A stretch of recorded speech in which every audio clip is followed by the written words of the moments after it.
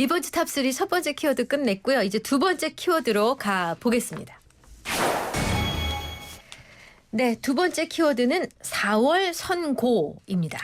자, 선거법 2심에서도 무죄 받은 이재명 대표인데 이제 핵심은 윤 대통령 탄핵 선고인데 사실 이번 주는 슈퍼위크라고 해서 굉장히 기대를 했는데 이번 주 넘어갔습니다. 자, 그럼 이제 자연스럽게 윤 대통령 탄핵 선고는 4월로 넘어가는 것 같은데 정말 많은 사람들의 예상을 뒤엎고 이제는 정말 4월이 돼버렸어요. 혹시 서 변호사는 법조에서 들은 정보가 있습니까? 왜 이렇게 늦어지는지? 지금 이제 그 가짜뉴스 중에 가짜뉴스가 뭐냐? 예. 이미 인용이 6명 확보했는데 네. 만장일치 때문에 늦어진다. 네. 예. 이게 가짜뉴스예요. 그러면 이게 40여 인명이 왜 목숨을 겁니까? 네. 제가 보기 저는 4대4 내지 많아도 5대3이다. 그러니까 만약에 오면 6대3 될 수도 있잖아요. 따라서는 아마 그 인용 정족수 6명을 못 채웠기 때문에 네. 어떻게든 이게 기각 안 하려고 네. 계속 버티고 있다고 저는 보거든요. 이 선고 날짜는 문영배 소장이 지휘권입니다. 네. 따라서는 끝까지 5대3이면 또는 4대4면 기각해야 되잖아요. 그렇죠. 그런데 혹시 4월 18일 이후로 튀버릴지 걱정될 정도로 빨리 지금에도 기각해라. 이렇게 촉구합니다. 기각해라. 헌법재판관 임기 끝나는 걸 튀어버린다고 하면 어떡해요. 임기 끝나서 가는 거지. 편이 좀 강한 것 같고요. 그리고 현재는 저는 이런 생각해야 된다고 봐요. 결국 대통령이 위헌적인 계엄을 선포했어요. 내란이다 아니다 논란은 있지만 대통령의 계엄 선포에 대한 절차적 공정성, 절차적 명분이나 절차를 제대로 지킨 계엄이라고 얘기할 만한 사람은 많지 않다고 봐요. 그러면 그 이후에 대한민국이 굉장히 혼란스러워졌어요. 경제는 굉장히 불확실성이 커진 상황이거든요. 이런 상황에서 트럼프 대통령 취임했고요. 사회도 굉장히 혼란스럽습니다. 그러면 어떤 방식으로든 헌법재판소가 이런 문제에 대해서 신속하게 결정을 내리는 건 헌법재판소가 해야 할 의무예요. 책임이라고 저는 생각하거든요. 근데 시간을 계속 이렇게 끄는 것 여기에 대해서는 여러 가지 해석이 있을 수 있다고 보지만 결국은 절차적 공정성을 윤 대통령 측이나 국민의힘 보수 진영에서 제기했던 게 일정하게 먹힌 측면은 있다라고 저도 인정해요. 그러면요. 이재명 대표 항소심 재판 결과도 나왔죠. 그리고 윤석열 대통령 석방됐죠. 한덕수 국무총리 윤 대통령 결정 전에 탄핵 여부 결정해야 된다고 요구했죠. 요구 다 들어줬잖아요. 그럼 이제 윤 대통령 결정해야죠. 그렇지 않습니까? 무슨 명분으로 이걸 결정을 안 하고 있습니까? 그 결정이 어떻게 나올지는 모르겠으나 저는 8대0으로 확신하고 있지만 근데 이제는 정말 헌재의 시간이 됐다. 헌재가 더 늦추면 늦출수록 이 사회 혼란이나 국가 경제 혼란에 대한 국민들이 감당해야 될 몫이 더더더 커진다. 이제는 헌재가 신속하게 결정하는 일만 남았다라고 생각합니다. 근데 헌재에 대해서 좀 서둘러 달라는 건 여야 공이 같지 않습니까? 지금은? 지금 이게 저도 빨리 결정해라니까 기각 결정을 5대3이니까 안 하고 있다고 SBS 보도도 넣지 않습니까? 그 5대3 대드락 얘기를 했단 대드락이 말이에요? 뭐예요? 안 풀리는 거 말하는 거죠? 그러니까 이제 기각하면 이제 특히 만약 임명이 안 된 상태에서 네. 예. 만약 들어오면 6대3이잖아. 네. 그런데 5대3 기각되면 진보 진영에서 엄청나게 반발할 거 아닙니까? 그러니까 이제 문영배 소장이 이러지도 못하고 저러지도 못하고 교착 상태에 빠져버린 대드락이라도 이게 그런 의미다. 네. 근데요. 저는 5대3이면 이게 그냥 기각 아닙니까? 우리 법은 6명이 돼야 되잖아요. 네. 그런데 왜 안 하느냐 이거지요. 네. 끝까지 버텨서 설득해 보려고 하는데 저는 본인들이 아까 전 퇴임 이후까지 무기 연기하거나 네. 또 이런 이야기도 있어요. 형사재판 중일 때는 이게 중단할 수 있잖아요. 예. 지금 와서 이게 형사재판 내놨지 보자. 예. 중단해버리면 이게 오래 걸리잖아요. 예. 이제는 이게 그렇게 연기하면 안 되고 예. 빨리 저는 결정해서 기각시키라. 이렇게 촉구하는 거죠. 그러니까 지금까지 나온 대로 결론 내려라. 예, 예. 네, 빨리 해라. 똑같으신데요. 네. 마흔역 재판관 얘기를 자꾸 하시는데요. 네. 마흔역 재판관 임명 문제는 헌법재판소가 이미 정리해 줬어요. 임명하지 않는 건 위헌이라고 결정한 겁니다. 그러면 임명하라고 촉구하는 것은 그건 한 일방의 주장이 아니고요. 헌법재판소가 임명해야 하는 것은 기본적인 책무로 권한대행이라 할지라도 임명해야 된다고 얘기를 한 겁니다. 그러면 임명하지 않는 사람이 잘못입니까? 임명하라고 얘기하는 사람이 잘못입니까? 한덕수 국무총리 권한대행 맡고 있잖아요. 대통령 권한을 행사할 수 있는 위치에 있어요. 그래서 거부권 행사하는 거 아닙니까? 그러면 마흔역 재판관 임명 문제는 이거는 모든 절차가 끝났다고 이미 헌법재판소가 결정을 내렸다 그러면 그럼 임명해야 되는 거죠. 근데 안 하는 거예요. 바로 안 하는 이유가 지금 얘기 나오는 것처럼 5대3 기대하거나 이런 것 때문에 안 하는 거예요. 그렇게 해서 결국은 헌재가 기능을 제대로 기능 정지 상태까지 가길 바라는 마음에서 윤 대통령을 다시 복귀시켜야 되겠다고 하는 마음에서 안 하는 겁니다. 그게 문제인 거지. 임명을 촉구하는 게 문제겠습니까? 그리고 전 지금 5대3이라고 생각하지 않아요. 다음 주면 헌법재판소가 결정할 거라고 봅니다. 신속하게 결정하라고 또 얘기하셨으니까. 네. 자, 그러면 경우의 수를 한번 짚어볼게요. 자, 그러면 그 서 변호사님 말씀하신 대로 헌법재판관들이 이제 문양배 이미선 두 재판관이 퇴임하는 4월 18일까지 이 5대3 대치 상황을 해소하지 못해서 4월 18일 이전에 어쨌든 5대3 기각 결정을 선고하는 경우가 하나 있어요. 자, 그다음에 두 번째가 이견이 좁혀지지 않을 경우 4월 18일에 두 명이 결정 선고를 하지 않고 퇴임해버리면 이렇게 되면은 이게 6인 체제가 되기 때문에 대통령 직위를 유지하지만 복귀하지도 못한 아주 애매한 상황이 장기화될 수 있다라는 그런 우려가 있습니다. 그렇습니다. 지금 이제 그 4월 18일 날 문영배 이미선은요. 네. 대통령이 지명한 대통령 몫이에요. 그러니까요. 그러니까 이제 그 국회에서 민주당도 네. 권한대행이 임명권을 인정 안 할 겁니다. 그렇죠. 선출직 권력이 예, 예. 아니라고. 그렇죠. 아마 이게 국회에서 뭐 뽑은 사람을 임명하거나 네. 대법원장이 추천한 걸 임명하면 되는데 네. 고유한 대통령 몫 3명. 네, 그렇죠. 이거는 이게 인정 안 할 거라고요. 네, 네. 그러면 이게 6인 체제로 장기간다. 장기화되는 거죠. 그러면 이게 만장일치가 돼야 되잖아요. 네. 네. 더군다나 이게 이진숙 위원장이 가처분으로 6인이 되게 가처분이잖아요. 네. 그 효력도 끝났어요. 지금 법에는 7인 이상 하거든요. 네. 그러면 이게 장기표로 되니까 네. 이게 심각하잖아요. 네. 따라서 저는 무조건 4월 18일 전에 결정해주고 네. 윤 대통령이 복귀하면 네. 윤 대통령이 다시 2명을 임명하고 네. 이렇게 정상화시켜야죠. 아. 네. 그럼 또 마지막 하나 더 헌법재판관 중에 한 명이라도 4월 18일까지 의견을 바꿔가지고 헌재가 6대2 또는 7대1 아니면 전원일치 파면 결정을 선고하거나 4대4 또는 뭐 5대3 등등으로 기각 혹은 각하 결정을 선고하는 경우인데 이건 어떻게 보세요? 그 가능성은. 뭐 가능성의 측면에서는 다 얘기할 수가 있겠죠. 네. 우리가 네. 뭐 통계학적으로 돌려가지고 아까 뭐 여러 가지 수치들도 잘 얘기하시던데 네. 이걸 몇 대 몇이다. 6명이니까 각자 의견 낼 수 있으면 내는 거죠. 한덕수 국무총리 탄핵 심판 때 그걸 일부 보여줬잖아요. 각자 의견들을 낸단 말이에요. 그러는데도 불구하고 사실은 각자 의견이 나와도 기각 결정이 나왔잖아요. 그러니까 윤 대통령에 대한 탄핵 심리도 똑같이 그렇게 결정하면 된다고 봐요. 저는. 근데 그렇게 했을 경우에 다만 한 가지 문제나 우려스러운 점이 이거예요. 헌법재판소가 헌정 질서가 무너지는 걸 바로 세우는 역할을 갖고 있단 말이에요. 또 어찌됐든 계엄을 통해서 이 사회 혼란이 발생했어요. 근데 서로 양쪽으로 갈라져가지고 극심한 갈등을 빚고 있습니다.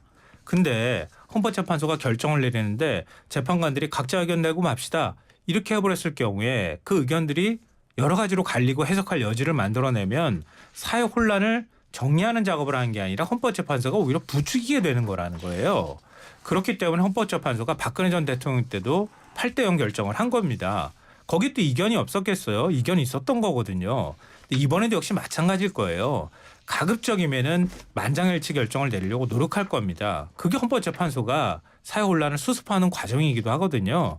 그러니까 저는 결과적으로 지금 뭐 바라시는 뭐 서정 변호사가 바라시는 대로 될지는 모르겠으나 이 의견들이 많이 갈리는 현상으로 그 결정이 나오지는 않을 거다. 최대한 그건 피하려고 노력할 것이다라고 봅니다. 알겠습니다. 자, 이제 이재명 대표 무죄 선고로 한숨 돌린 민주당은 이제 헌재를 이제 압박 타깃으로 삼았습니다. 박찬대 원내대표가 윤석열 대통령에 대한 탄핵 심판 선고가 지연되기 때문에 사회적 혼란과 헌법재판소의 존재 이유에 대한 회의가 커지고 있다고 직격한 데 이어서 우원식 국회의장도 어제 담화문을 발표하고 대통령 탄핵의 빠른 선고와 마은혁 재판관 임명도 촉구했는데 이런 것들이 헌재에 좀 압박이 될까요? 이게 아까 제가 말하기에 모순인 게요. 네. 빠른 선고하고 이게 빠른 임명이 양립할 수 있나요? 마은혁 재판관이 임명되면 네. 변론이 재개될 수가 그렇죠. 있다니까요. 갱신 절차를 밟아야 되니까. 예, 경신하면 1, 2주 더 걸린다고요. 그러면 이게 이제는 퇴임으로 갈 겁니다. 네. 따라서 저는 마은혁 임명은 이제 지금 어렵다. 네. 8인 체제 끝내야 되고 네. 두 개가 모순이다. 모순이다. 이렇게 그 지적을 하고요. 네. 자, 중요한 게 그럼 누가 결정할 선고는 문영배 대행이 합니다. 그렇죠. 그럼 문영배 대행은 누가 임명했어요? 문재인 대통령이 임명한 사람이에요. 네. 우리가 볼 때는 이게 진보 진영 사람이라고요. 네. 그다음에 이재명 대표하고 연수원 동기고 네. 노동부하고 동기입니다. 네. 그러니까 문영배 대행 보고 문영배 대행을 비판하시라니까 헌재를 비판할 게 아니고 자기 진영 사람이잖아요. 이재명 민주당 입장에서는. 네. 그런데 지금 결론은 문영배 소장이 하는 건데 네. 다른 말로 민주당이 문영배 소장 비판하고 자꾸 헌재를 싸잡하는 건 문제가 있다 봐요. 네. 왜 하실 말씀 있으세요? 그 임명하는 거하고 헌재 그 평의하는 거하고는 그건 모순이 아니에요. 마흔육재판관 임명하는 건요. 저 헌재도 결정한 것처럼 권한대행의 의무예요. 권한대행이 해야 되는 거예요. 해야 되는 일을 하지 않은 겁니다. 이것 자체가 위헌행위를 하고 있는 거예요. 그러니까 헌법을 지키라고 요구하는 거라니까요. 왜 거기에 다른 사족이 붙습니까? 붙지 않고요. 그리고 임명한다 하더라도 헌법재판관의 지위는 갖고 있지만 윤석열 대통령 평의 절차에 참여를 아마 못할 거예요. 왜냐하면은 갱신 절차를 또 거쳐야 되잖아요. 그럼 변론을 또 열어야 되거든요. 네. 아마 그건 현실적으로 쉽지 네. 않다 이 말씀 드려요. 자, 이제 민주당의 그 비공개 의원총회에서 보수 성향의 재판관 3인 정영식, 조한창, 김복형 재판관을 실명으로 저격하면서 몰아붙여야 된다 이 주장 나왔어요. 김용민 의원이 개헌을 통해 국민투표로 파면할 수 있다. 아예 국민투표로 대통령까지 파면하자. 네. 이런 주장 나온 상황이고요. 민주당 내 강경파 의원들은 국무위원들 무더기 탄핵을 통해서 사실상 정부를 무력화하는 방안도 거론하고 있다고 합니다. 김용민 원내정책수석 구성원의 과반수 이하가 되면 국무회의 개의가 불가능하다고 얘기를 했습니다. 점점 더 강공 모드인데 지금 이제 이런 식으로 실명으로 공개하는 거 이게 성보하는 자세냐 네. 이렇게 의문을 제가 제기하고요. 네. 그다음에 개헌 통해서 파면 이게 말이 됩니까? 그러면 이게 개헌하면 국회의원은 어떻게 하고 국회의원을 파면하는 이런 게 우리 저는 필요하다. 네. 개헌하기 어렵다고 저는 보이고요. 네. 네. 그다음에 마지막으로 무더기 탄핵하자 하잖아요. 네. 네. 제가 이게 인터넷 가봤더니 네. 네. 7급 공무원이 네. 나도 이게 대통령 한번 해보자 써놨더라고. 탄핵해서 계속 내려와서 쭉 탄핵에 내려오면 7급 공무원도 대통령 한번 해보자. 이게 나랍니까? 쭉 탄핵하면 그러니까 제 말이 무더기 탄핵 국무회의 마비 이게 말도 안 되는 네. 걸 하고 있는 거죠. 네, 김성현 변호사. 근데 국민투표에서 대통령 파면하려면은 개헌해야 되잖아요. 개헌해야 되는데 이게 가능한 얘기는 아니잖아요. 국민의힘에서 8명이 넘어와야 되니까 200석을 개헌하려면은. 근데 이렇게까지 지금 민주당이 이렇게까지 급한 겁니까? 아니면 아니요. 지금 독이 오른 겁니까? 그러니까 위기감이 그만큼 커졌다고 봐야 되는 거예요. 네. 헌법재판소가 결정할 거라고 하는 생각들이 있었던 건데 네. 헌재 결정이 자꾸 늦어지니까 최악의 상황들을 자꾸 생각하게 되는 거예요. 그러니까 최악의 상황이라는 건 앞서 우리가 여러 시나리오 얘기했던 거 있잖아요. 윤 대통령이 복귀하는 것도 최악이에요. 제가 볼 때는 최악이거든요. 윤 대통령 다시 계엄 선포할 거예요. 계엄 면허증 준 거나 다름이 없거든요. 윤 대통령 돌아오면. 그럼 어떤 방식으로든 뭐 계엄하고 난 다음에 계엄이 성공하면 그 다음에 돌이킬 수가 없는 거예요. 이번에도 봤듯이 국회의원 그냥 체포해서 비원 벙커 같은 데 놓고 재판관도 그렇고 헌법재판소 가서 서버 다 뒤져도 되는 나라가 되는 거예요. 말이 안 되잖아요. 근데 헌재가 결정을 안 내려요. 그러니까 민주당 입장이나 야권에서 볼 땐 굉장한 위기의식이 생기는 거예요. 그러니까 만약에 그러면 헌법재판소가 이걸 결정하지 못한다고 판단을 한다면 그럼 어떤 최악의 상황에 어떤 대책들이 있어야 할까라고 의원 각자 아이디어 차원에서 얘기하는 것 같아요. 근데 당 지도부나 이런 데에서는 아직 그 공식적으로 이런 부분에 대한 검토는 하지 않고 있는 것으로 제가 알고 있고요. 네. 의원들마다 각자 이렇게 하면 어떻겠느냐 이렇게 하면 어떻겠느냐 이걸 가지고 우리가 뭐 민주당이 공식적인 입장인 것처럼 논의하는 것은 적절치 못하다고 생각합니다. 백가쟁명이다. 네. 네. 자, 여론조사 한번 볼게요. 네. 지난 화요일 날 이재명 대표의 선거법 2심 선고 이후 헌재 윤 대통령 탄핵 심판과 관련해서 탄핵을 인용해서 파면해야 한다는 의견이 하락하고 기각해서 복귀시켜야 한다는 의견이 상승한 여론조사가 나왔는데 대충 보면은 윤 파면은 58%, 대 윤복귀는 37%. 이거 어떻게 보셔야 합니까? 지금 이제 여론이 추세가 중요하잖아요. 네. 아마 근데 그 무죄 받은 게요. 네. 네. 상당히 여론에는 이재명 대표한테는 악영향일 겁니다. 네. 왜 그러냐면요. 우리 네. 국민들은 이제 그 균형, 밸런스 네. 이런 게 중요하잖아요. 그런데 이재명 대표는 살려주고 네. 윤 대통령은 탄핵시키고 네. 이러면 게 보수층이 강한 반발이 예상되거든요. 네, 네. 그게 실제 여론에 나타나고 있다. 근데 이 조사가 MBS 네. 가장 가까운 게 맞습니까? 제가 이게 가장 가까운 거 받은 거는 네. 51대 39로 오늘 받은 게 있는데 한번 네. 체크를 한번 해보세요. 네, 네. 제가 이게 그 MBS 오늘 네, 네. 51로 오히려 떨어졌고요. 네. 네. 6%가 떨어졌고 인용은. 네, 인용. 네. 그다음에 그 기각은 5%가 올랐다. 아. 올랐다. 51대 49 한번 확인해. 네, 39. 개요는 확인해서 확인해 알려드리겠습니다. 확인해서 알려드리겠습니다. 네, 네, 네. 만약 이 추세는 분명해 보이는데 이건 어떻게 보세요? 그러니까 지금 오늘 한국갤럽 조사가 가장 최근 조사예요. 네. 최근 조사를 보면은요, 국민들이 좀 긴장하고 있다는 게 보여요. 그러니까 그동안에 윤석열 대통령 탄핵에 찬성하거나 반대하는 여론들이 쭉 우리가 뭐 저도 여러 차례 한국갤럽을 인용해서 말씀을 들었었는데요. 그러니까 오히려 탄핵 찬성하고 반대를 비교했을 때 지난주하고 비교하면 지난주가 거의 최근 한 달하고 거의 비슷한 수준이었거든요. 네. 지난주 탄핵 찬성이 58이었고요. 탄핵 반대가 36이었어요. 근데 이번 주 조사에는 그러니까 오늘 발표한 조사에는 탄핵 찬성이 60, 탄핵 반대가 34가 됐고요. 그리고 중도층 여론이 굉장히 중요하잖아요. 중도층이 지난주에 탄핵 찬성 여론이 64였고요. 탄핵 반대가 26이었거든요. 근데 오늘 발표한 갤럽 조사 결과는요. 탄핵 찬성이 70, 탄핵 반대가 20이에요. 그러니까 탄핵 찬성 여론이 전체적으로 다 높아지는 현상이 나타났고 특히 중도층에서 많이 높아지는 현상이 네. 나타났다 이렇게 보는 겁니다. 네. 그러니까 수차는 이렇게 나왔고요. 해설을 간단하게 해드리자면 이재명 대표 항소심 결과는요. 조사가 사흘 동안 진행됐는데 두 번째 날 결과가 나왔어요. 근데 두 번째 날 오후에 나왔잖아요. 네. 그러니까 여기에 제대로 반영되지는 않은 수치다 이렇게 보는 게 맞고요. 네. 그래서 이재명 대표 지지율에 큰 변화는 없었어요. 네. 그러니까 지금 헌재 결정이 늦어지는 것에 따른 국민적 불안감이나 이런 부분들이 이 숫자에 반영됐다고 보는 게 더 타당하다고 방금 봅니다. 말씀하신 그 조사는 갤럽인가요? 네, 한국 갤럽 네, 조사 갤럽. 그거 결과요. 개요 잠깐 말씀해 주시겠어요? 제가 먼저 하겠습니다. 네. 엠브레인 리퍼블릭, K스탯 리서치, 코리아 리서치, 한국 리서치 전국 지표조사 MBA입니다. 지난 24일에서 26일 만 18세 이상 남녀 1,001명 전화 면접했고요. 자세한 내용 중앙선거 여론조사 심의위원회에 나와 있습니다. 네, 한국 갤럽 여론조사는 조사 기간은요. 3월 25일부터 27일까지 실시가 된 것이고요. 이동통신 3사 제공 무전전화 가상번호 무작위 추출 방식으로 조사가 이루어졌습니다.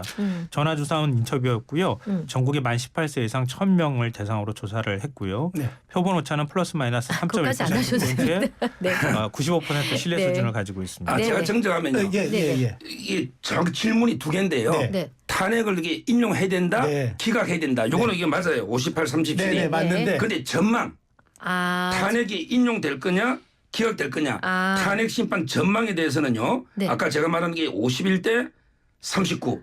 그래서 이게 그렇군요. 6%가 오르고 5% 내려간. 근데 이건 전망입니다. 국민들이. 저희 제작진이 본 거는 그 언급한 수치가 탄핵 찬성, 탄핵 반대의 의견. 의견. 그건 맞아요. 네, 그 얘기죠. 네. 네. 네. 그러니까 근데 정권 교체, 정권 유지가 아닌가요? 혹시 탄핵 심판이 인용될 거냐 전망. 전망. 질문이 전망. 의견이 아니고 전망. 전망. 알겠습니다. 알겠습니다. 여기까지만 하고 네. 자 이번 주 탑3 세 번째 키워드로 가겠습니다. 네, 세 번째 키워드 빈집털이입니다. 약간 제목이 좀 자극적인데 네. 이게 이제 그 칼럼을 인용하다 보니까 그랬습니다. 이제 자, 그 윤 대통령 탄핵 선고가 기약 없이 이제 늘어지고 탄핵 반대 기각 여론이 이제 막 40% 가까이 올라가니까 이러다 보니까 조기 대선을 향해 뛰던 이제 여권의 잠룡들 홍준표, 오세훈, 한동훈 등 여당 정치인이 설 공간이 없어졌다는 그런 평가가 나오고요. 이 와중에 이제 이재명 대표가 이 선거법 2심까지 무죄를 받으니까 대선 가도에 탄력이 붙는데 이재명 대표의 빈집털이라는 건 조선일보의 이제 주필이 쓴 칼럼인데 이재명 대표가 이 무제 한적 공간을 마음대로 본인이 누비고 다닌다 그런 의미라고 얘기하더라고요. 아마 근데 그 홍준표, 오세훈, 한동훈의 그 공간이 약간 이게 줄어든 건 맞는 것 같아요. 네. 이분들이 조기 대선을 좀 염두에 두다가 지금 늦어지니까 그 말은 빈집이라는 건 저 동의해요. 네. 근데요 이재명 대표가 빈집을 털 수가 없어요. 이재명 대표가 이게 우클릭 하면서 민생 행보를 해도 네. 국민들에게 위장이구나. 네. 위장 우클릭. 따라서 이게 그 여론이요. 중도 여론이 이재명 대표는 안 갑니다. 네. 따라서 이게 빈집은 맞지만 털이는 못할 거다 저는 봅니다. 자, 근데 이 얘기는 뭐냐면은 이재명 대표가 마음껏 이제 좌클릭, 우클릭 중도에다가 좀 심한 발언, 이른바 그 뭐 몸 조심해라 뭐 이렇게 그 얘기까지 해도 이재명 대표의 후폭풍이 거의 없다. 그렇게 지금 공간을 본인이 마음껏 누리고 있다라는 그런 지적 같은데 동의하세요? 이재명 대표가 만든 공간이에요, 그게? 아니잖아요. 오히려 집을 비운 게 윤석열 대통령이자 국민의힘 아닙니까? 근데 이재명 대표가 그 비어있는 집에 들어가서 뭐 빈집털이 하고 있다고 하는데요. 좀 우리나라에서 가장 자칭 영향력이 있고 부수를 제일 많이 발행하고 있다고 하는 신문사의 주필이라는 사람이 어떻게 제1야당 대표와 관련돼 있는 문제를 빈집털이로 표현을 합니까? 굉장히 저급한 표현을 사용했다. 이건 매우 부적절한 표현이다라고 생각하고요. 이게 일종의 조롱의 의미를 포함하고 있는 겁니다. 뭐 조선일보가 이재명 대표를 지지하지는 않는 게 뭐 모든 분들이 아는 사실일 거고요. 아무리 싫다 하더라도 어떻게 제1야당 대표의 행동을 이렇게 표현합니까? 맞지도 않고요. 그리고 제가 말씀드렸던 것처럼 그러니까 어찌 됐든 간에 지금 대한민국을 이렇게 혼란 속으로 몰아넣은 건 윤석열 대통령과 국민의힘 의원들이에요. 집권 여당에. 그러면 책임의식을 가져야죠. 그리고 그런 가운데 어찌 됐든 언제 열릴지 안 열릴지 아직 확실하게 모르지만 대선이 열린다고 하면 국민을 전체적으로 포용하는 정치를 할 수밖에 없어요. 그런 거에 대해서 우클릭을 한다 이렇게 하면 저는 그런 우클릭은 좋은 우클릭이다. 많은 국민들을 포용해야 되지 않습니까? 그걸 어떻게 빈집털이라고 표현합니까? 자, 영남권 산불 피해가 확산하는 가운데 여야가 재난 대응 예비비를 놓고 공방을 벌였어. 국민의힘은 이 거대 야당이 재난 예비비를 대거 삭감해 산불 피해 신속 대응에 어려움이 있다. 여기 뭐 헬기도 포함되어 있고요. 근데 민주당은 예비비가 부족해도 다른 방식으로 돈을 쓸 수 있는데 괜한 정쟁 벌이고 있다. 이렇게 맞서고 있습니다. 그때 이제 그 한 2조 4천억 정도를 삭감을 해버렸죠. 네. 그때도 이 재난 대응이 어렵다 호소했잖아요. 네. 네. 아마 이게 민주당은 이 돈 가지고 이게 윤석열 대통령 순방이나 다른 데 전용할까 싶어서 네. 아마 이게 삭감했는데 심각한 문제 생겼잖아요. 전 지금이라도 이게 빨리 복원해야 된다. 이래 봅니다. 근데 오늘 오전에 이제 이런 국민의힘 주장에 대해서 그 이재명 대표는 최고위원회에서 거짓말이다 이렇게 얘기했어요. 그러니까 진실 공방 같은 얘기로 흘러가는 것 같은데 이 김성환 평론가 이 발언 어떻게 보세요? 네, 그러니까 제가 그래가지고 정부 예비비 현황을 네. 한 10년치 되는 걸 다 데이터를 찾아봤어요. 네. 찾아보면서 비교해 왔는데요. 네. 그러니까 국민의힘이 그렇게 주장하려면요, 예비비를 얼마나 썼는지, 얼마나 부족한지를 먼저 국민들한테 말씀을 드려야 되는 거예요. 네. 근데 왜 얘기 안 합니까? 예비비 지금 쓸 게 있는지 없는지를 얘기해야 될 거 아닙니까? 근데 쓴 거 없다잖아요. 그럼 지금 목적 예비비라고 해가지고요, 재난 상황에서 급히 쓸 수 있는 돈들을 만들어 놓은 항목이 있단 말이에요. 그게 1조 6천억 있어요. 그거 쓰면 되잖아요. 그거 모자랍니까? 쓰고 난 다음에 모자라면 더 편성하자고 얘기하면 될 거 아니에요. 그럼 민주당이 얘기하잖아요. 추경해서 그럼 더 편성합시다. 이렇게 얘기하니까 지금 공격하는 거예요. 아, 민주당이 예산 깎아가지고 쓸 돈이 없습니다. 아, 1조 6천억이나 있잖아요. 그리고 예비비 2조 4천억이나 있어요. 그럼 지금 거기서 얼마를 썼는지를 얘기해야 될 거 아닙니까? 썼는지 말도 못하면서 예산 깎았다는 얘기를 하는 게 앞뒤가 안 맞는 얘기잖아요. 알겠습니다. 네, 여기까지 반론 없으세요? 지금 이게 이재명 대표가 깎은 적이 없다, 뭐 사도 다 있는 거지. 이거는 거짓말이라고 저는 봅니다. 깎은 적이 없다고 하는 건 거짓말이에요. 깎은 적이 없다는 거입니다. 여기까지 듣겠습니다. 이번 주 탑3 김성환 시사평론가 서정욱 변호사와 함께했습니다. 고맙습니다. 고맙습니다.